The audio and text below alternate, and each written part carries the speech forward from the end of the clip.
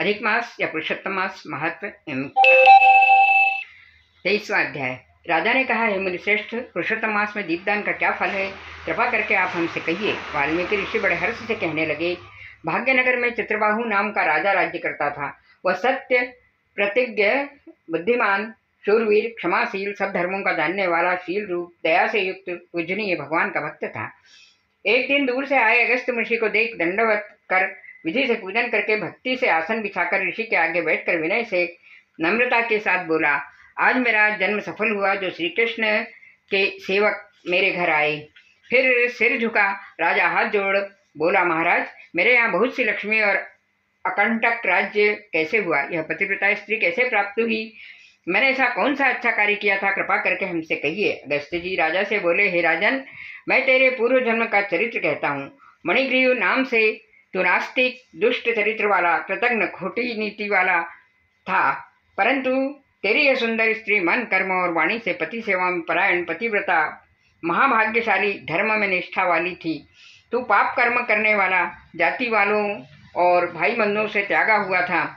क्रोधी राजा ने तेरा सब उत्तम धन छीन लिया, फिर जो कुछ बचा वह जाति के लोगों ने छीन लिया। सबके चले जाने पर तुझको भारी धन की इच्छा हुई।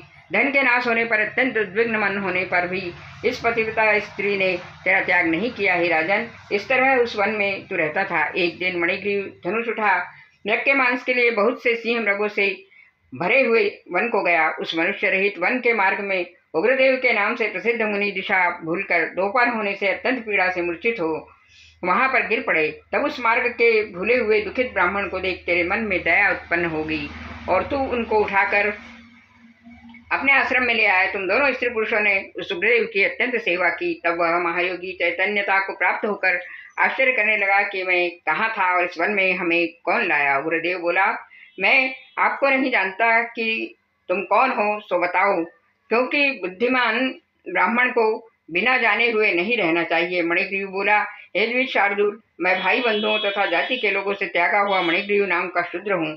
उग्रदेव ने शूद्र के वचनों को सुनकर अत्यंत प्रसन्नता से फलाहार कर जल पिया। तब मणिग्रीव बोला, हे मुनिश्रेष्ठ, मनुष्य रहित बिना जल के दुष्ट सिंह व्याघ्रादि जंतुओं से परिपूरित इस महावन में आपको कहाँ जाना है? उग्रदेव जी बोले, मैं ब्राह्मण हूँ, प्रयाग जाने की इच्छा से इस अनजान वन में आ गया। तुमने हमको जीवन दान दिया, अतः बताओ तुमको क्या प्रदान करूं? हे मणिग्रीव, किस दुख से तुम दोनों स्त्री पुरुषों ने वन का आश्रय लिया, सो हमसे कहो, मैं तुम्हारे सब दुख दूर करने की चेष्टा करूंगा। अगस्त ऋषि बोले, इस तरह स्त्री के सामने गुरुदेव के वचनों को सुनकर मणिग्रीव मुनीश्वर की प्रार्थना कर दरिद्रता रूपी समुद्र से पार उतरने के लिए अपने अत्यंत भयंकर अनेक कर्म विपाक